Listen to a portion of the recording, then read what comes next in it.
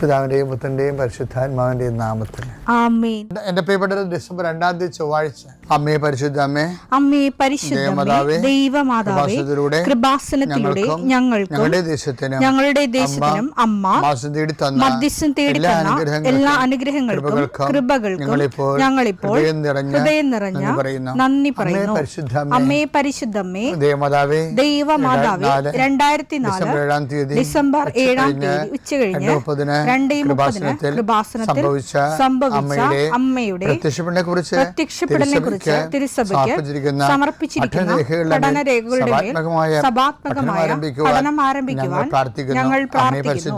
അമ്മേ പരിശുദ്ധമേ, ഭൂസ്വർലോകങ്ങളുടെ രാജ്ഞിയായ അങ്ങേയ്ക്ക് ഭൗമസംരക്ഷണത്തിനായി പ്രപഞ്ചപ്രകൃതിയെ തന്നെ തിരുസഭ പ്രതിഷ്ഠിക്കുവാൻ ഈ പ്രത്യക്ഷീകരണം വഴി ഇടയാക്കണമേ. പരിശുദ്ധമേ, ജപമാല മാതാവേ, സകല പ്രാർത്ഥനയോടും ചേർത്ത് ഞങ്ങളിപ്പോൾ പ്രാർത്ഥിക്കുന്ന ഈ കുടുംബത്തിന്റെ പ്രത്യേക നിയോഗം പറ മക്കളെ.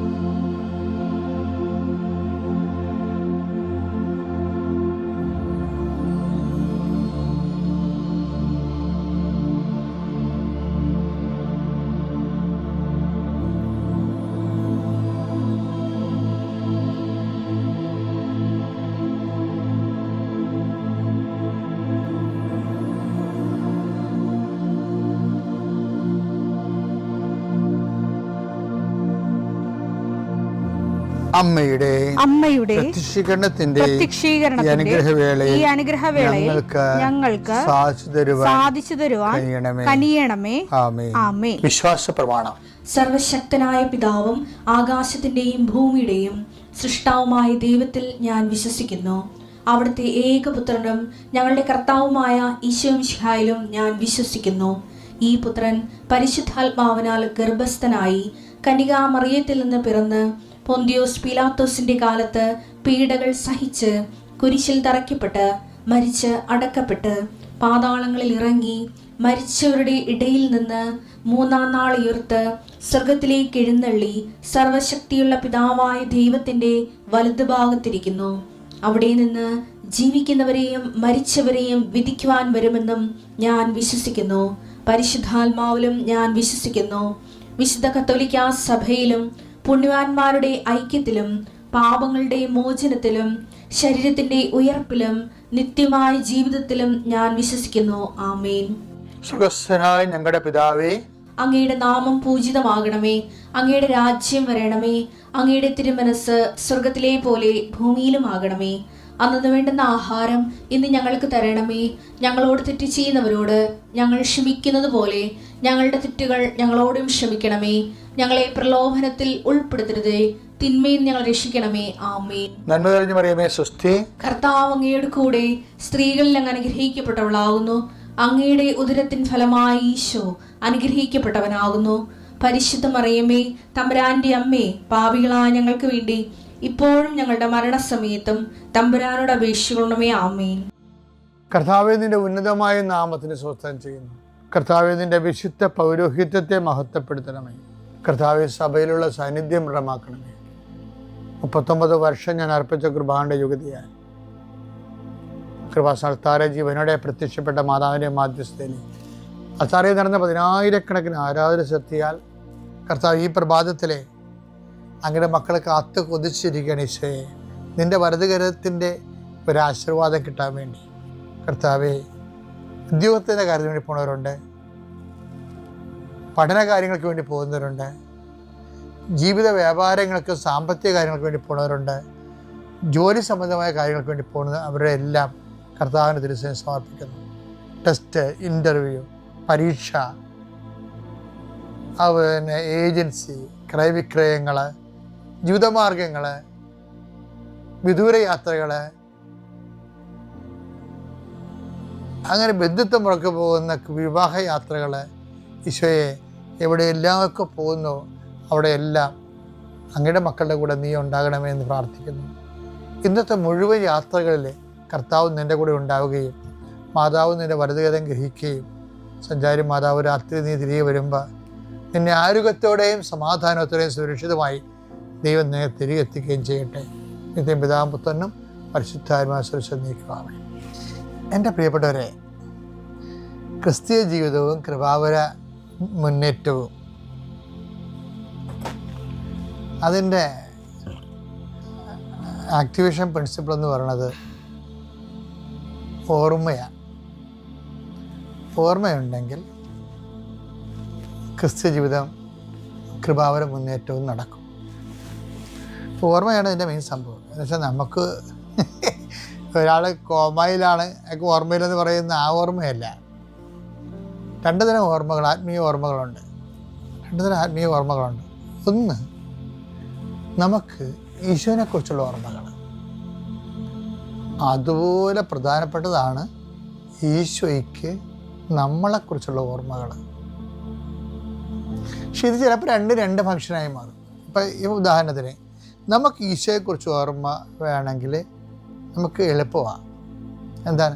പരിശുദ്ധ കുർബാന ഭക്തിയോടെ അർപ്പിച്ചാൽ മതി. അപ്പം നമുക്ക് ഈശോയെക്കുറിച്ച് ഓർക്കാൻ പറ്റും. അതിൽ ഈശോ എന്താ പറഞ്ഞത്? ഇതിൻ്റെ ഓർമ്മയ്ക്കായി ചെയ്യുവൻ. ലൂക്ക 22:19. പിന്നെ അവൻ അപ്പം എടുത്ത് കൃതജ്ഞതാ സ്തോത്രം ചെയ്ത് മുറിച്ച് അവർക്ക് കൊടുത്തുകൊണ്ട് അരുളി ചെയ്തു, ഇത് നിങ്ങൾക്ക് വേണ്ടി നൽകപ്പെടുന്ന എന്റെ ശരീരമാണ്, എന്റെ ഓർമ്മയ്ക്കായി ഇത് ചെയ്യുവിൻ. എന്റെ ഓർമ്മയ്ക്കായി ഇത് ചെയ്യുവിൻ. അത് വല്ലാത്ത ഒരു സംഭവമാണ്. പെസഹ രഹസ്യത്തിലൂടെ ഉൽപ്പാദിപ്പിക്കപ്പെട്ട മുഴുവൻ കൃപയുടെ മഞ്ഞിലൂടെ നമ്മൾ ഒരു അഭിഷിക്തമായ ഹൃദയത്തോടെ കൃപയുടെ സ്നിഗ്ധമായ ആത്മാവോടെ നമ്മൾ ഒരു പെസഹായിലൂടെ പോവുകയാണ്. കൃപയുടെ സ്നാനത്തിലൂടെ പോവുകയാണ്. വല്ലാത്ത ഓർമ്മ. പക്ഷേ അത് നമ്മൾ വളരെ ശ്രദ്ധിക്കണം. ലിറ്റർജി വളരെ ശ്രദ്ധയോടെ ഓൺ ചെയ്ത് അതിൻ്റെ ഫീല് എൻ്റെ ഓരോ പ്രാർത്ഥനകളെ, ഓരോ കുർബാന, ഓരോ രീതിയിലുള്ള കുർബാനയില്ലേ, എല്ലാ കുർബാനയും നിനക്ക് ഹൃദ്യമാകണം. അല്ല എൻ്റെ രീതിയിൽ കൂടെ കുർബാന അർപ്പിച്ചാൽ മാത്രമേ എനിക്ക് ഫീലാകത്തുള്ളൂ. പെസഹ രഹസ്യം എല്ലായിടത്തും ഒരുപോലെയാണ്. ദൈവസ്നേഹമുള്ളവൻ ഏത് കുർബാന കൂടിയാലും ആ പെസഹ രഹസ്യം സെയിം ആയതുകൊണ്ട് അവന് ആന്തരികമായ അഭിഷേകം ഉണ്ടാകും. ചിലടത്ത് പാട്ടൊക്കെ വ്യത്യാസം ഉണ്ടാകും. ഭക്തിയല്ലല്ലോ നമുക്ക് കർത്താവുമായിട്ടുള്ള റിലേഷൻസ് ഉണ്ടാക്കുന്നത്. അതൊരു ഉപകരണമാണ്. അതെന്താണ്? ഒരു മീൻസാണ്, നോട്ട് എൻ്റെ. അതൊരു മീൻസാണ്, അത്രേ ഉള്ളൂ. ഭക്തിയും മറ്റു അനുഷ്ഠാന ക്രമങ്ങളെല്ലാം ഒരു മാർഗങ്ങളാണ്, ലക്ഷ്യമല്ല. ലക്ഷ്യം എന്താണ്? ക്രിസ്തുവുമായിട്ടുള്ള സംയോഗമാണ് ലക്ഷ്യം. അത് സംഭവിക്കുന്നത് ഓർമ്മയിലൂടെയാണ്. ഇപ്പം ഒരു അനാഡംബരമായിട്ട് കുർബാന അർപ്പിച്ചാലും കുർബാന കൂടുന്നവന് ബോധമുണ്ടെങ്കിൽ അതിന് അഭിഷേകം ഉണ്ടാകും. ഇപ്പം നമ്മുടെ അഭിഷേകം അടിസ്ഥാനപ്പെടുത്തിയിരിക്കുന്നത് അതിൻ്റെ ഫാരാഫ്രണിയാലിയാസിലും അതുപോലെ തന്നെ അതിൻ്റെ സ്ട്രക്ചർ വൈസ് അതൊക്കെ മനോഹരമായിട്ട് ചെയ്ത നല്ലതാണ്. ഏകാഗ്രതയോടെ ചെയ്യണം. ഏകാഗ്രത പോകരുത് ഒരിക്കലും. പിന്നെ ഒരു കലാരൂപമായിട്ട് തോന്നുകയും ചെയ്തു. മറിച്ച് കർത്താവ് തൻ്റെ ജീവൻ ചൊരിഞ്ഞ ദൈവത്തെ ചെയ്യാവുന്നതിൻ്റെ മാക്സിമം ആണല്ലേ. ദൈവത്തെ ചെയ്യാവുന്നൊരു മാക്സിമമാണ്. അപ്പോൾ ദൈവത്തെക്കുറിച്ച് ഉള്ള ഓർമ്മയാണ് നമുക്ക് അതിൻ്റെ നിന്ന് അഭിഷേകമായിട്ട് മാറുന്നത്. ഓർമ്മയിൽ ഉൽപ്പാദിപ്പിക്കപ്പെടുന്നത് സ്നേഹമാണ്. ദൈവസ്നേഹം ഉൽപ്പാദിപ്പിക്കപ്പെട്ട് കഴിഞ്ഞാൽ ആ സ്നേഹത്തിൻ്റെ കൂടെയാണ് ശക്തി വരുന്നത്. ഒരു വ്യക്തിക്ക് അവൻ എംപവർ ആൻഡ് ആംഡ് ആകണം. അങ്ങനെയാണ്. അതാണ് കുർബാനയുടെ ലക്ഷ്യം എന്ന് പറയുന്നത്. ഇൻറ്റിമസിയൊക്കെ ഉണ്ട്, ഇൻറ്റിമസി, പക്ഷേ എംപവറിങ് ആണ്. വെച്ചാൽ കർത്താവിൻ്റെ സുവിശേഷത്തിന് വേണ്ടി ഏത് കാലാവസ്ഥയിലും അടരാടാനുള്ള പവറാണ്. ക്രിസ്തുവിനെ പോലെ അപ്പോസ്തലന്മാരെ പോലെ പിതാവിൻ്റെ ഇഷ്ടം ഏറ്റെടുത്ത് നടപ്പിലാക്കാനുള്ള ത്രില്ലാണ് കുർബാനയുടെ. അതാണ് വേണ്ടത്.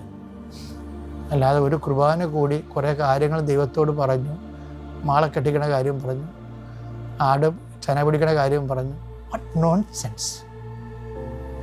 അപ്പോൾ ഇനി കാര്യം എന്താ? ഇപ്പം ഇത് ഒരു കാലത്ത് നോൺ സെൻസ് അല്ലായിരുന്നു.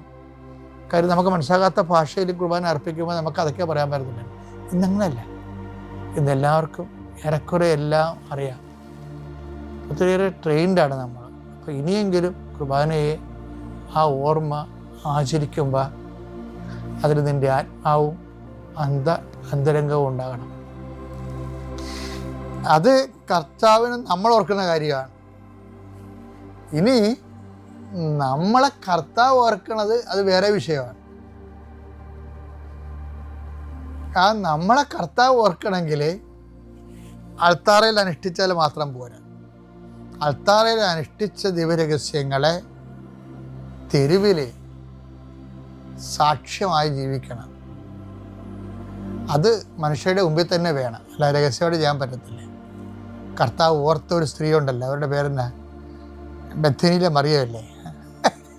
അവർ കാര്യം ഓർക്കുമ്പോൾ നമുക്ക് ഹൃദയം തടസ്സിക്കും. പക്ഷേ എന്താ പ്രശ്നം വെച്ചാൽ അവർ ഈ നാർദൻ സുഗന്ധ തൈലം എടുത്ത് തുറന്നപ്പോൾ തന്നെ ഈ കുശുകുശിപ്പും പെറുപെറുപ്പും തോന്നിവാസവും അവളെ ടാർഗറ്റ് ചെയ്യാൻ തുടങ്ങി.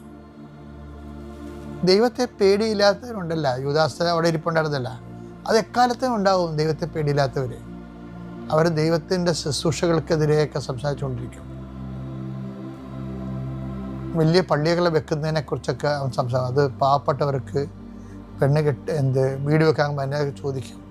ചുമ്മാ അവനൊരു കള്ളനായിരുന്നത് കൊണ്ടും അതിൽ നിന്ന് എടുത്തതിരുന്നത് കൊണ്ടുമാണ് അവനങ്ങനെ ചോദിച്ചതെന്ന് അദ്ദേഹം പറയുന്നത്. ആ ഒരു അവസ്ഥയിൽ ഇന്നുകൊണ്ട് ആൾക്കാർ ദൈവകുർബാന ഇരിക്കുന്നത്. ഞാനാണെങ്കിൽ എപ്പോഴും ഓർക്കും, ഞാൻ ഒരു പള്ളി വെച്ചിട്ടുണ്ട്. ഒരു സാധാരണ പള്ളിയാണ് വെച്ചിരിക്കണം. ഞങ്ങൾ ചെറിയ ഇടവക്കാരായിരുന്നു, അതുകൊണ്ടാണ്.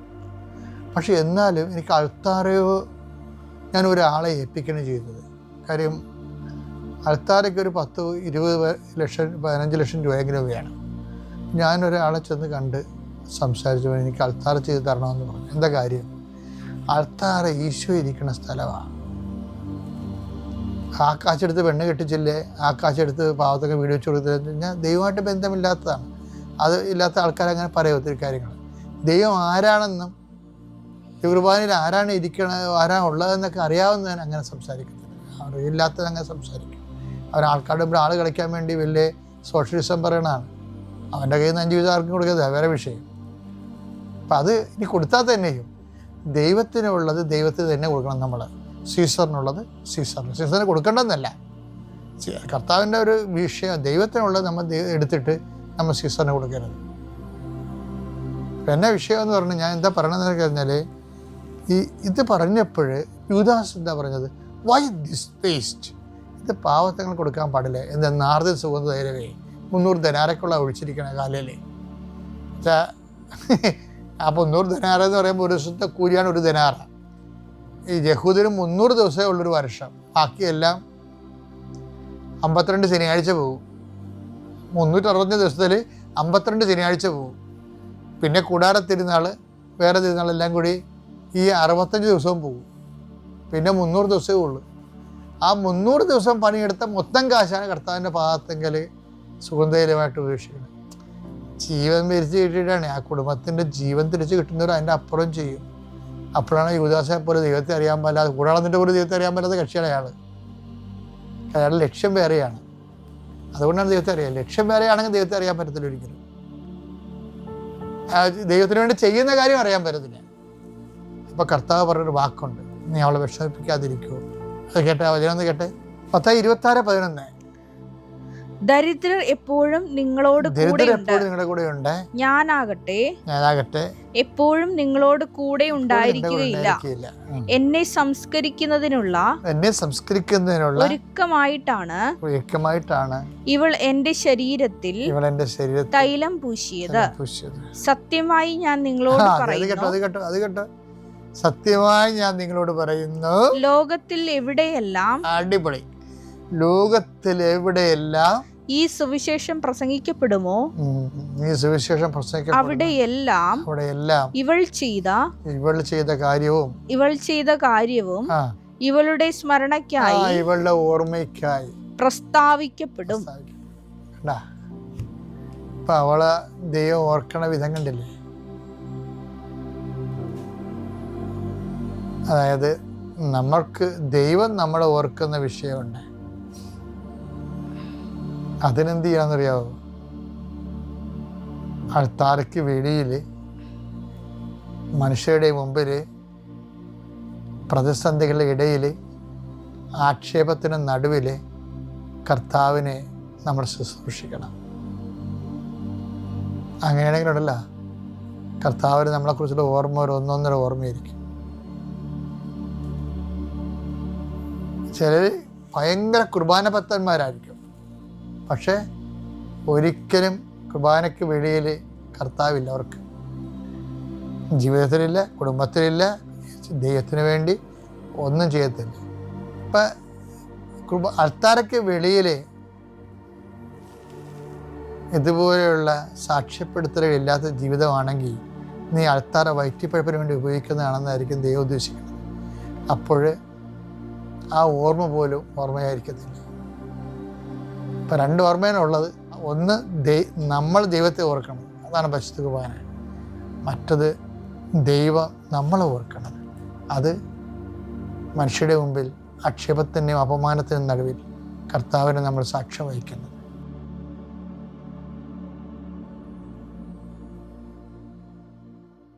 അത്യപൂർവ ദൈവാനുഭവങ്ങൾ ഇനി നിങ്ങൾക്കും സ്വന്തം.